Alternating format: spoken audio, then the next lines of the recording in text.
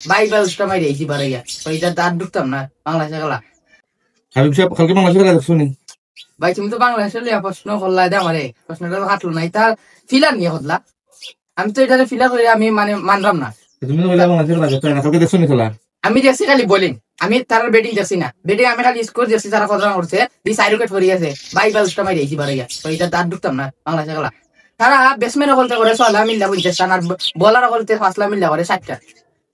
আর ওই তো কোচ তোমার সালাউদ্দিন এ কোচের দুই নাই যে আমরা তোমার নিত ব্যাটিং করতে আমরা পালা করলাম দেশের কোচ সালাউদ্দিন দেশে রাখা হয়েছে তো ইয়েও তো বাংলাদেশে নালা মাতলাম হয়েছে।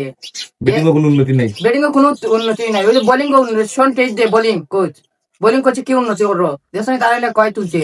মানে স্পিন কোচ মুস্তাক আহমেদ তো রিশাদ নাসুম মানে শেখ মেহেদি তানভীর তারা মানে কিতাব তুলছে। আর যে ব্যাটিং কোচ সালাউদ্দিন এ তারা লাম মাতলাম হইলো। আচ্ছা কালকে বোলিং তো ভালো হয়েছে না? মোটামুটি বোলিং ভালো হয়েছে, মোটামুটি ব্যাটিং হয়েছে না। সালাউদ্দিনে কোন খারে মানে ব্যাটিং করাইয়া মানে বালা কইরা দিল সাইফ হাসান কইতা আর সাইফ হাসান রে তোমার করাইছে ওই রংপুরের রংপুরের কোচে তারা করাইছে ওই গাহে ফর্ম আছে এখন পর্যন্ত। আর লিটন দাস মানে যেসা সময় ফর্ম আইতা একবার কিতাও করে।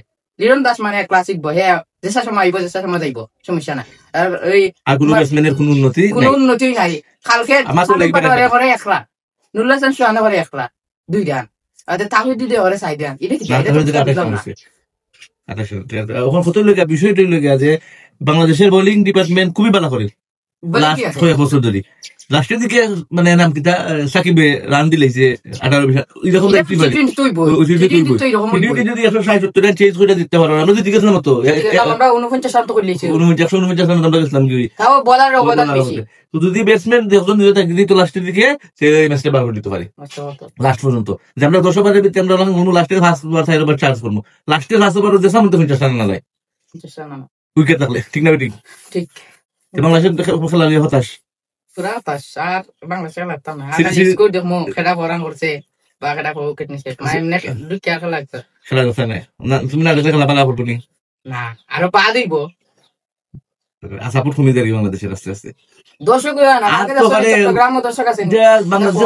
বোঝা গেছে যে বাংলাদেশ দলের মাঝে যে সমস্যা আছে মানে 3 গেম নাই, দলের মাঝে অস্থিরতা আছে, অবশ্যই অস্থিরতা ঠিক আছে না? দলের মাঝে কিতা নাই, আন্তরিকতা নাই যে জেলাখান তার খেলো ওই যে আমরা মাঠে খেলা আমি বেটিং আগে তুই করে লাগে বেটিং আমি খেলা শেষ হইয়া আজকু খেলা শেষ হইয়া বাড়িতে এসে ভুলে গেছি কিতা ঘটনা ঘটছে। কালকে আবার খেলাইমু মাঠে খেলা প্র্যাকটিস করে দেখানো লেখা আজকে কার জন্য একদল খালকু বাবার জন্য মিলে এখন এ বেট লিয়ে আমি উঠে দিলাম উঠে দিলাম কি কোনো দায় নাই, কোনো জবাব দিছি নাই। বাংলাদেশের ব্যাটিং কোচ আর ওই মানে হেড কোচে তারা পরিবর্তন করা জরুরি, কারণ তারা সবাইকে ধন্যবাদ।